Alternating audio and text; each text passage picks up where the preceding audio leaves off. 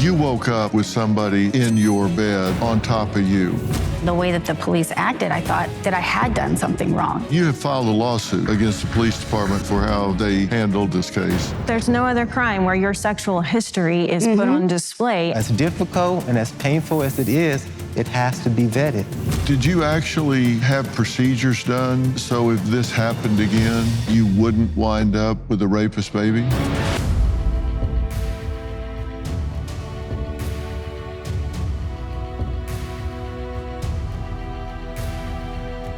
From the very beginning, over 2 decades ago, I've always promised to discuss the silent epidemics in this country. The issues that leave so many suffering in isolation and afraid to seek help. And tonight's topic is very consistent, right on point. Shockingly, every 68 seconds, someone 12 years old or older is sexually assaulted in this country. That's nearly 500,000 children, mothers, sisters, and friends. To put it in perspective, that's enough survivors to fill nearly 11 baseball stadiums. But sadly, due to the stigma, shame, victim blaming, and embarrassment that many often feel, nearly 70% of these inhumane assaults are never even reported to the police. And you know what's worse? Even when a woman is courageous enough to come forward, they rarely get justice because the incarceration rate of these violent perpetrators is less than 3%.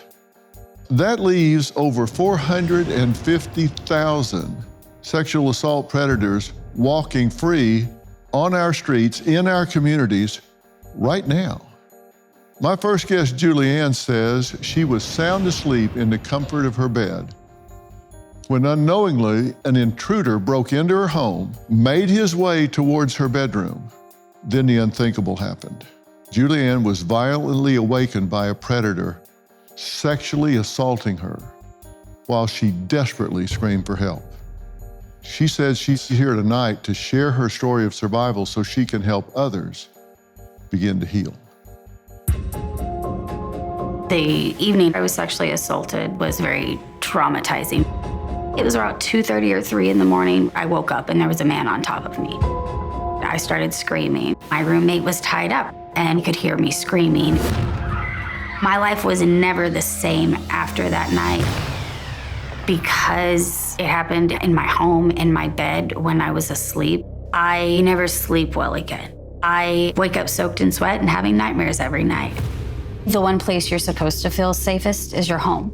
And when that's taken away from you, where do you feel safe? It changes you in ways that you wouldn't expect. I always want to have a certain amount of light at all times. There's never a feeling of safety. From the night it happened, I started staying with a friend of mine, and I was never alone. I don't go anywhere after dark. Even though my assault happened in my home, I know a lot of women that have been assaulted because they went out alone and a man saw them as a target and drugged them. I am constantly thinking about protecting myself. Looking in the back seat, carrying a weapon on your keychain, doing the self-defense classes. Think what you're wearing, like, can I be strangled with this? Analyzing where I am, what's around me, where the escape route is. I have to be seated a certain way. I don't like crowds. I used to be fun. I don't have relationships with men anymore. I removed any chance of ever having children because I would rather never ever have a child than have a rapist's baby. I will never get married because I don't trust men. Julianne, thank you for being here. And I don't mean just thank you for being here. I mean, thank you for choosing to be here and talk about this because it would be a lot easier not to, wouldn't it? Yeah. Why did you decide to do this? I think that this is a topic that really needs to be brought to light because there's so much that people don't know about how the criminal justice system treats women. I just think it's really important that we start discussing this on a broader scale. I don't think it's healthy to ask someone that's been through what you've been through to relive the details of something, but I'm not going to ask you to do that now. I appreciate that. But what I do want to talk about is how you felt after the fact. At some point, the event itself ended, but the trauma just began. Correct. I think initially I was really in denial in a very strange way where because you're asleep. So you kind of hope maybe it's a dream and that it's not really happening. But even that night at the hospital, I was like, maybe this didn't happen. Maybe, and it's very strange, psychologically you have this cognitive dissonance, right? Yeah, exactly. Of like, your bed's the safe place, your home is your safe place, and it had been a really chill evening. My roommate and I played some music, we went to bed, and then you wake up with this violent attack. And, she was screaming, I was screaming. She was tied up in her room, so she couldn't help me. But then when the police came in, they kicked down the door. They were screaming and yelling at us. They pointed guns at us. They wouldn't let me put clothes on. I was like just in a robe. They made me go to the hospital without clothes, which was completely unnecessary. They acted like they were really angry to be there. So because of the way the situation escalated and the way that the police acted, I thought that I had done something wrong. Maybe I did mess up. Like, what did I do? I didn't understand why they were treating me that way. Just like, well, why do you live in this neighborhood? Well, why did you walk home? What were you wearing? Were you offended by the question Yes. in the moment? Yes. I told them what I was wearing. I said, but I don't know why that would matter. It didn't feel like they were asking me because they wanted to investigate. It felt very much like, we're asking you because what did you do to bring this on? I would not be stupid enough to ever tell you I know how you feel.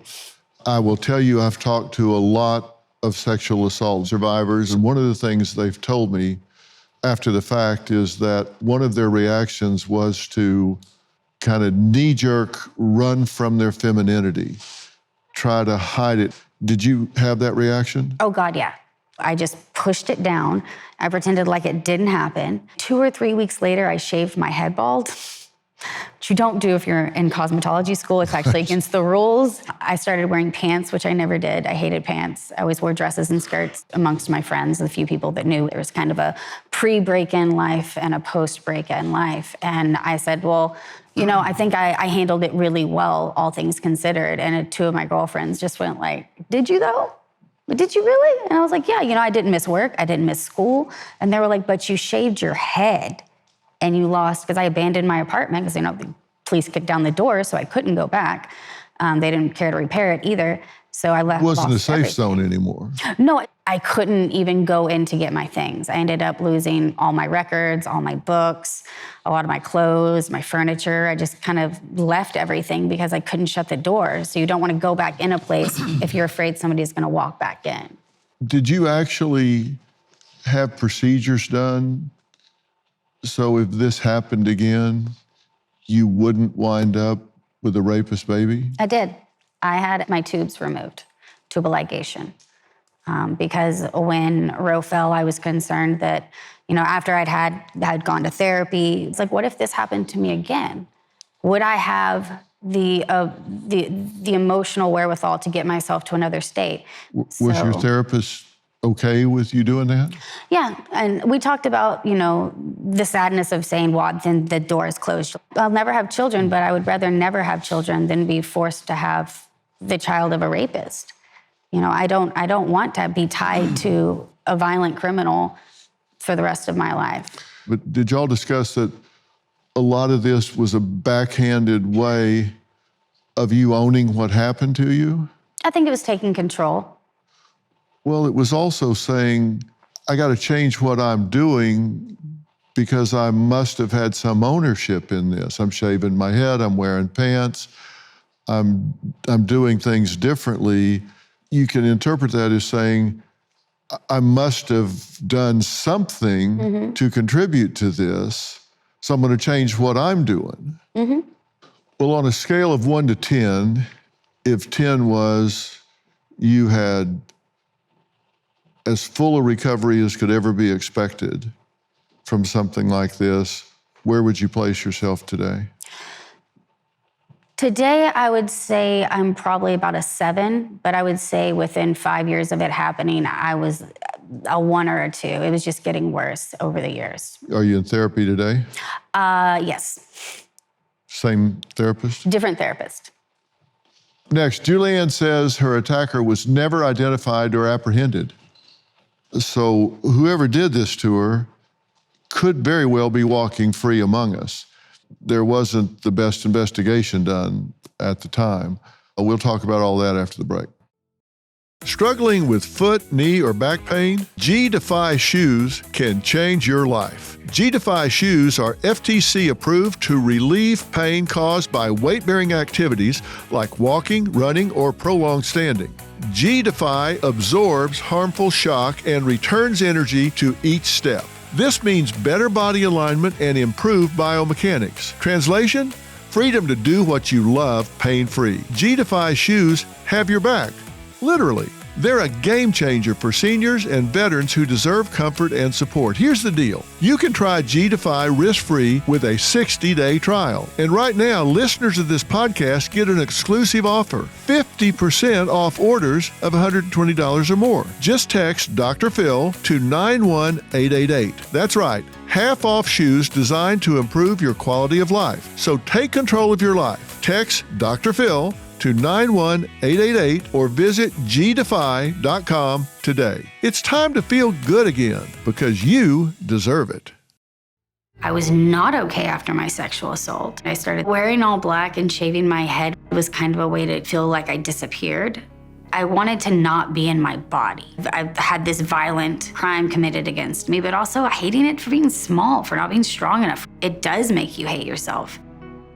You know, you hear sometimes people say, brave survivors, but when you have someone that's been through what she's been through, and they have the resolve and the commitment to get out of their pattern, get out of their life, go on in front of millions of people and talk about something that they've spent a lot of time trying to put in their rearview mirror. When something like that happens, does that bring all of this alive for you again? Absolutely.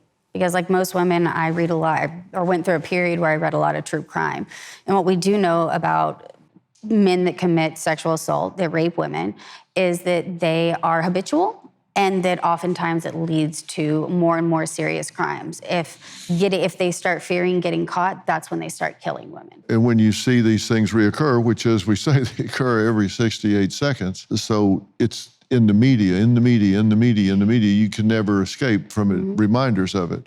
Julianne says this monster remains free to offend again because the police failed her in every possible way. Take a look. The night of the assault, when the police broke in, they were very aggressive. They busted down the door, screaming, yelling, guns pulled out, guns drawn at us, and they wouldn't let me put on clothes. The police there seemed irritated and angry and like they just really didn't want to be there. And they didn't fingerprint, they didn't collect evidence, they didn't do anything. They asked me why I walked home, what I was wearing when I walked home. It's the only crime where you can say, well, maybe you're lying, maybe you deserved it. There's always this shame. I gave my statement. They said, if we find something, we'll let you know. They didn't want me calling them. Later, I found out that they had DNA evidence and they just never bothered to let me know. I just want the criminal justice system to start treating this horrible sexually violent crime like a crime. That's a person's life that is irrevocably damaged and destroyed, and it needs to be taken seriously. Now, you have filed a lawsuit against the police department for how they handled or mishandled this case more accurately. And by the way, we reached out to them for a statement, and as of this taping, they haven't responded, although they've had adequate time to do so. What do you allege in your lawsuit, generally speaking? It was a class action lawsuit, and we alleged that we were discriminated against due to our gender, because the only prosecution that had occurred in years would be a man against a man. Every time it was a man against a woman, a man raping a woman, no conviction.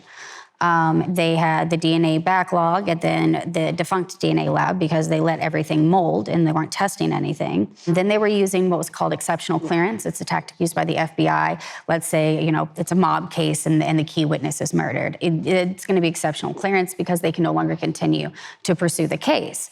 They were using that to clear cases to keep their case clearance low. And when you take into consideration that the police told me, if you don't know who he is, we can't really help you. Then if I know him, it's not a crime. If I don't know him, you can't help me. So we're just going to let this continue to occur. And I realized, there are thousands of young women on the street every Friday, Saturday night, every night of the week, and they're getting drugged and they're having their lives destroyed, and we have to do something. You settled the lawsuit, and a public apology was issued. Did you feel some sense of justice, some sense of vindication? I did. I'm not saying it made it okay. Nothing's going to make it okay. Yeah, from when I first started my advocacy, I was with a group, and I remember coming into our first meeting and saying, this is what happened, and telling them, no, you don't understand just how bad this is. How bad the police, they kicked down my door and left me with no place to live. I'm a petite woman, it's not like I'm going to be out there defending myself. But this was my way of defending myself. And they pretty much told me, you got to take it down 10 notches, Julianne. No one's going to believe this. They're not going to believe how bad it was.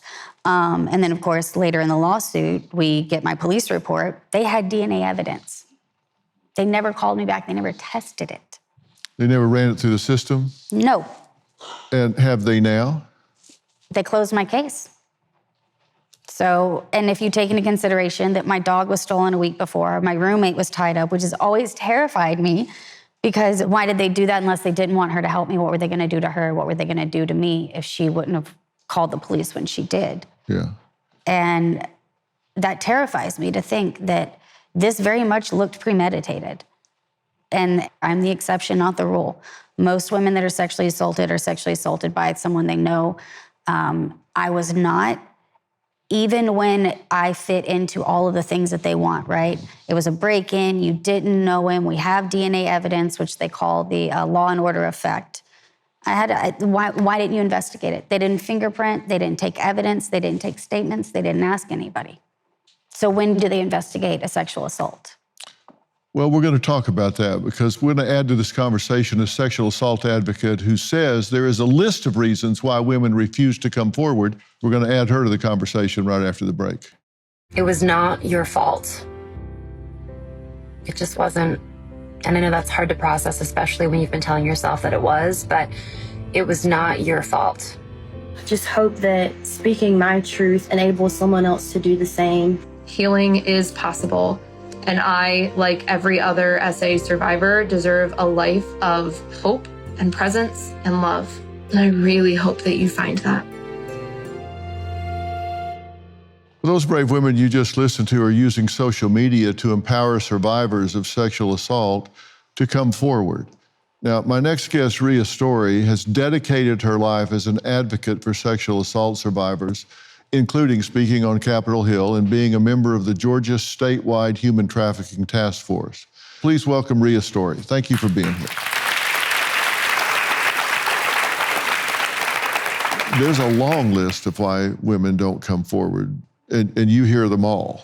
Absolutely. The number one reason I hear is fear. Fear of the unknown, fear of what's going to happen, fear of the consequences, fear of the shame of being judged or criticized or blamed. Yeah. It's not something that people feel comfortable talking about happening. You know, we've made a list of why people give for not reporting this: the fear that they're not going to be believed, retribution or retaliation, being re-victimized by the criminal justice system, which you certainly felt. Absolutely. Being ostracized, judged, blamed, not having an advocate there for everyone to kind of walk them through the system and say, look, this isn't you, this is the system. Shame and embarrassment, and then the trauma of retelling this over and over and over. One of the things about PTSD, and I do a lot of work with school shooting victims and that sort of thing, I just hate to see these documentaries where they get some child that survived and have them go through every single detail of what happened when they were in the... I'm like, what are you people doing? You're etching this in the brain of this child so you can sensationalize this story. But that's exactly what happens when you have to tell the police, the investigators, your attorney, a forensic expert, then you get cross-examined. Before long, it's just part of your DNA, it's part of your identity, and that's not good. What do you tell women when they face this long litany of challenges? First, it's important to know that what happens to us impacts us and influences us, but it doesn't have to define us. It's going to impact you, and in a lot of different ways, and you don't always know that even at the time. But don't let it ruin the rest of your life. I've talked to so many survivors of these things that didn't realize what a grip it had on them until they got into a relationship and it reared its ugly head, or they had children and their child got to the age to start dating and have a relationship, and they just totally had anxiety attacks and panic attacks about what their child might be experiencing. Something that had been festering for 20 years comes back up, and it's just been there all that time. Yeah, absolutely. And sometimes it's the little things that you don't necessarily expect that bring it to life as well. And sometimes those are almost triggering moments in and of themselves, unexpected occurrences or something like that you don't expect, that you don't plan for.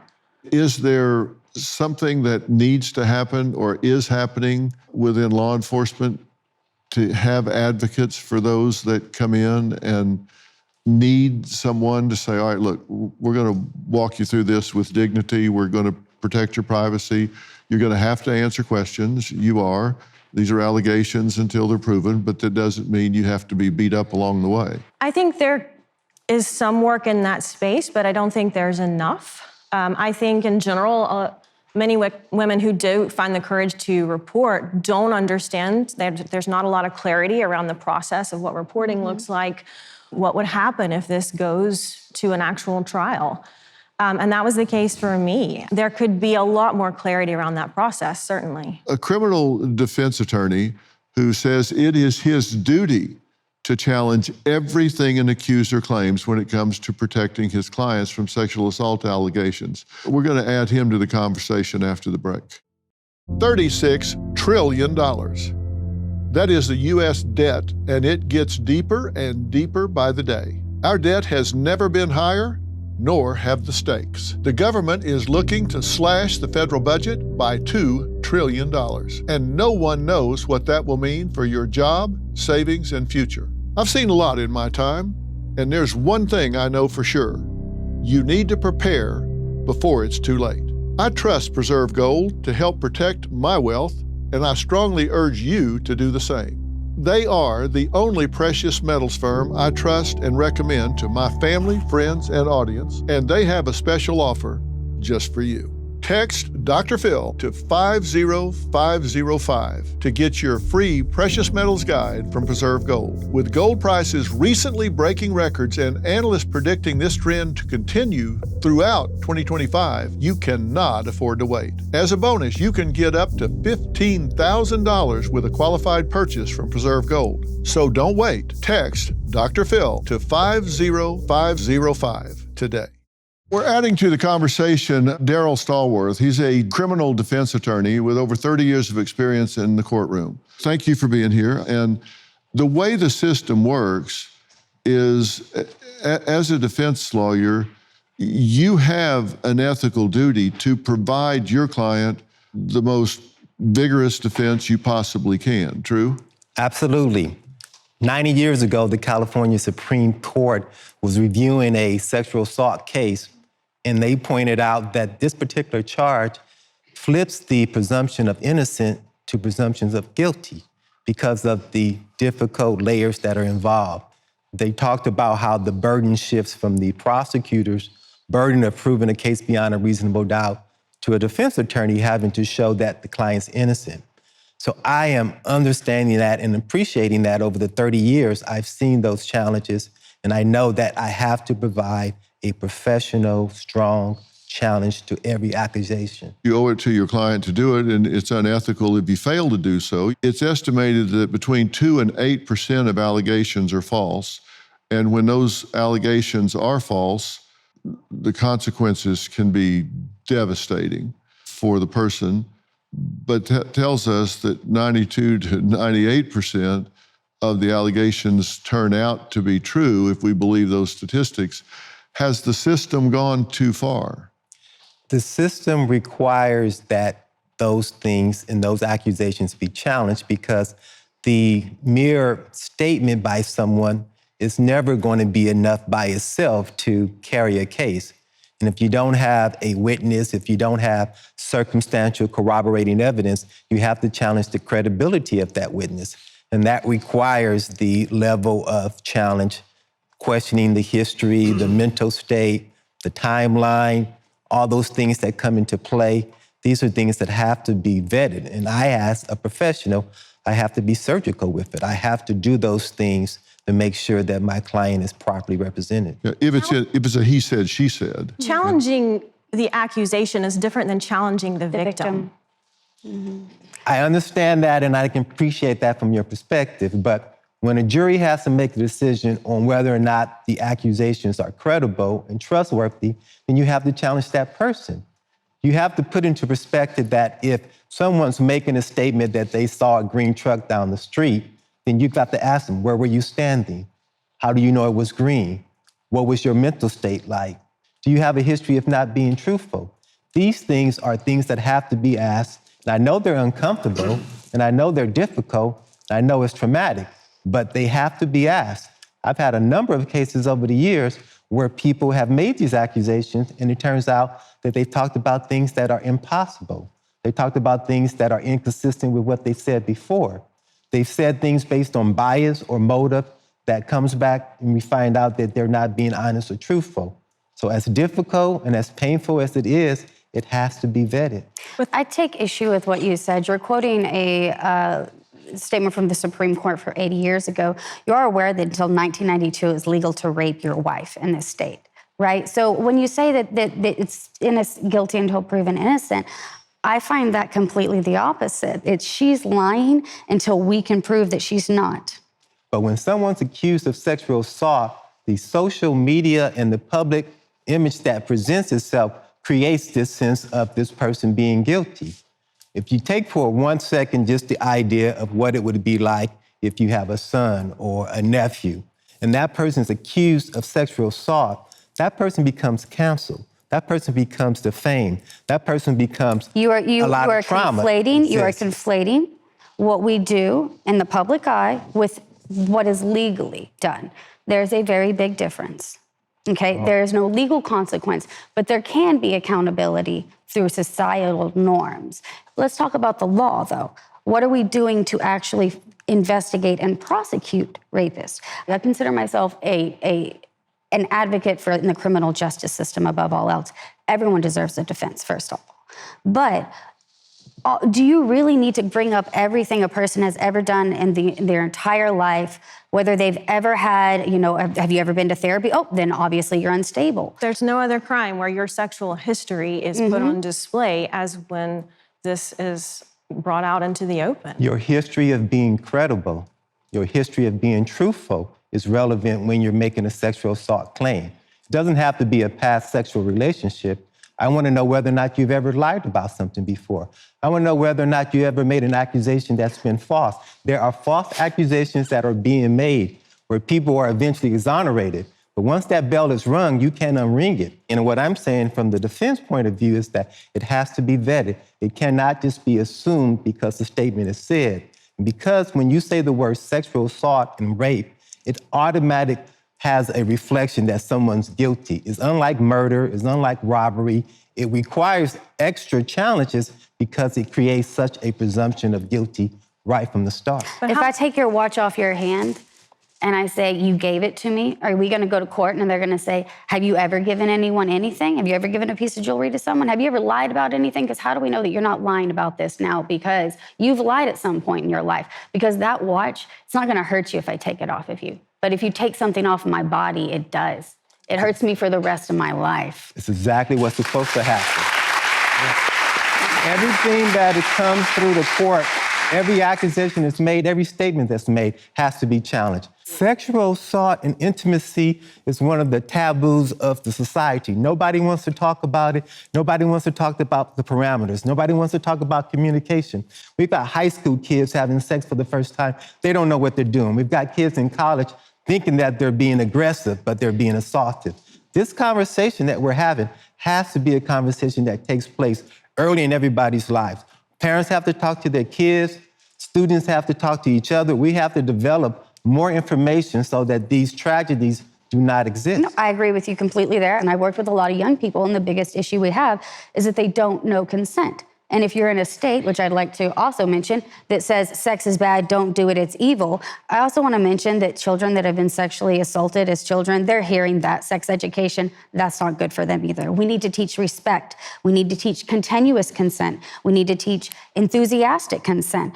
I agree with you there, but I don't agree that you have to traumatize and destroy a woman's life and rip out everything that she has ever done in the entirety of her life just because she wants to come forward. Rachel Abrams is an attorney who dedicated her career to representing survivors of rideshare sexual assaults. She's recently had a huge victory when her petition was granted, allowing all federally filed passenger sex assault cases against Uber into one federal court multi-district lawsuit. And Rachel says this is important so the over 10,000 Uber passengers who reported being sexually assaulted during rides have an opportunity to seek justice.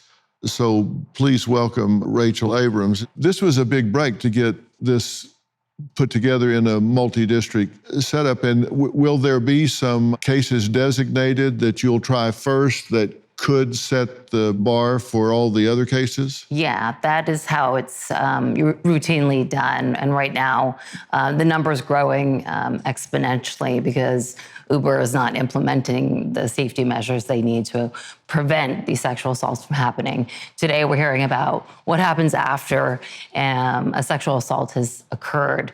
But what I'm trying to do is prevent sexual assaults from happening so that I don't have, I currently represent over 3,000 women that have been sexually assaulted by Uber drivers while using the platform. Do you suspect that out of 10,000 cases that some of those are people just jumping on the bandwagon? No, those are actually verified. Those are statistics by the rideshare companies themselves. The numbers are way higher than that because those numbers are skewed in their own safety reports. We believe that there's probably hundreds of thousands of sexual assaults that have happened on platforms. Yeah, sexual assault survivors. Many don't come forward. We know about 10,000 that the companies have, in a very short period of time, come forward and said, these have happened. So imagine the number of women that have not come forward to tell their story of what happened to them. What percentage of women riders does that represent?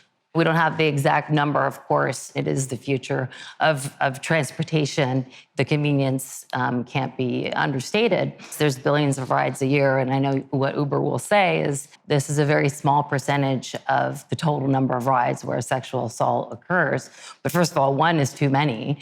But if they could implement safety measures like putting cameras in the vehicles that are mandatory and can't be turned off, then the significant portion of these sexual assaults would be prevented.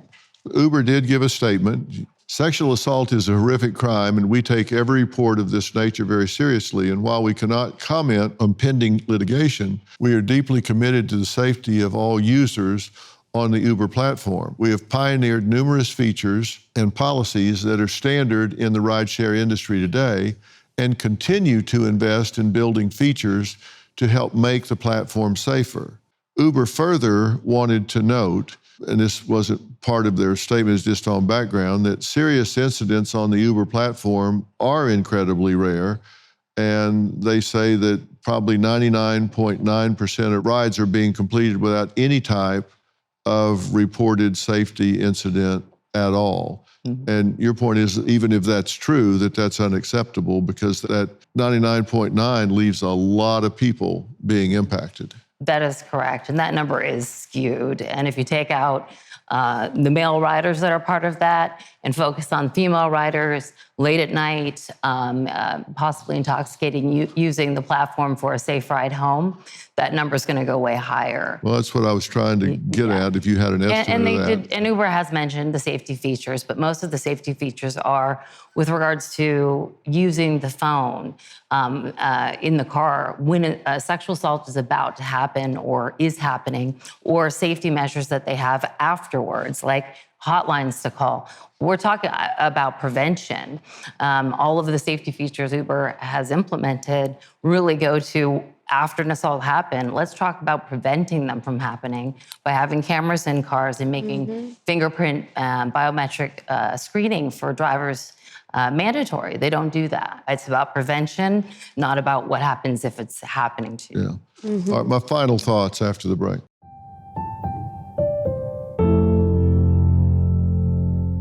You two have made a very compelling and understandable case about why women are reluctant to go and report. And what you're saying is, I think, that in a he said, she said, you've got to really look at the veracity of the witness, and are they a truth teller, and are they being accurate, and are they reporting it? You know, the sad fact is, your case, for example, was not a he said, she said. There was evidence that was available. There was another witness that was tied up in another room. There were fingerprints that weren't taken. So in that kind of a case, it's different than he said, she said, correct? Correct. What happened in your case is just unimaginable. The prosecutors, the law enforcement people, everybody from the beginning should have done a better job. The problem sometimes is where we have interviewers who are leading and creating a bias and telling people that they've been injured or assaulted when they just need to let them tell their own story. So that's a problem that has to be changed, that has to be different. But isn't it interesting that defense attorneys are charging for their services? The jury doesn't get paid. The witnesses don't get paid. Well, people who cannot afford a private attorney, they have public defenders. And public defenders are very talented, they work very hard. So everybody that has a crime that they're charged with, they are entitled to have a defense attorney. If you can afford a private one that specializes in this area like me, then so be it. And the defamation that takes place in this person's families is incredible. If you can afford a private attorney to be able to fight for your son, to fight for your nephew, to fight for your uncle, that's what you're going to want to have. If you can't, you get a public defender, and they're supposed to do that. That's what the law requires. That's what makes the criminal justice system fair. If the quality of service were the same, there would be no need for someone to be paid above and beyond what a public defender could provide. So the system in and of itself is weighted or favored towards someone who has the financial resources that can make them look better to a jury. That's not what the overwhelming people who work in the system find. I've been doing this for 30 years. And I understand that it's not weighted. In fact, because of the particular accusations and because of how popular it is a problem for the defense, it's a problem for the accuser. Everybody has to come together and make sure that there is a fair playing field, that everything is put out there and everything that's vetted. So I disagree with you. I think that the system's doing the best that it can, and that everybody who's accused of these type of crimes has to be properly represented. With all due respect, sir, every statistic and every academic article goes exactly against what you're saying. There is no equity in the law when it comes to a private attorney versus a public defender. And I say that knowing a lot of judges and public defenders and how hard they work. That is just not an accurate representation. Well, I'm sorry, I'd call you on that. I can tell you, I spent a lot of my professional career in the litigation arena, and my experience has been that you're entitled to the best defense money can buy. Precisely. And that doesn't mean it's right. That's just how the system works. But I will say I was court appointed many times to assist public defenders. And when I came in, they were very passionate and they were very dedicated. They were incredibly overworked and underexperienced.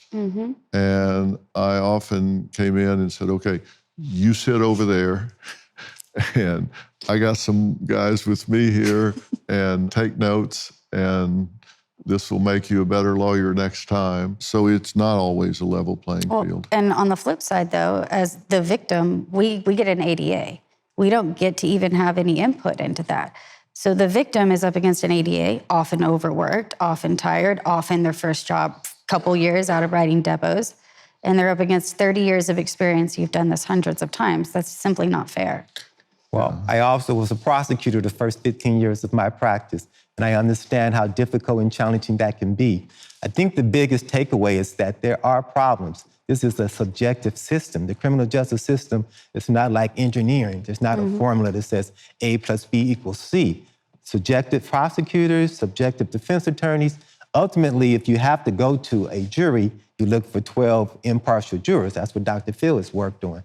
Finding those people that can be receptive to that, finding people that don't have similar experiences so they're not biased, finding people that could be fair. That's why I'm here. That's why I'm talking about this topic. It's not a popular topic. It's not something that people are comfortable with, but it's extremely important. And we'll have to leave it there because we're out of time. I'm glad we've had this conversation, and I think it's been an intelligent conversation on both sides. I thank everyone for being here. Ria, Darryl, thank you so much. Rachel Abrams, thank you for sharing everything. And I really do thank Julianne for bravely telling her story tonight. I hope it's made all of you think about this. I'll leave you with this final thought. When you do go through something like this, pushing it down is not the way to go. And I'm glad you've worked at this and gotten professional help. And this is trauma. And there are special trauma therapists out there. And you should select carefully those that you choose to help you with these things. You're not ever going to forget it, and you may not ever get over it, but you will get through it. You will learn to accommodate to it. And the thing you don't want to do is feel alone, because the best thing you can do is give your feelings a voice and talk about it so you don't live alone in shame and guilt. You just need to give it a voice and talk about it. Thank you for being here. We'll see you next time.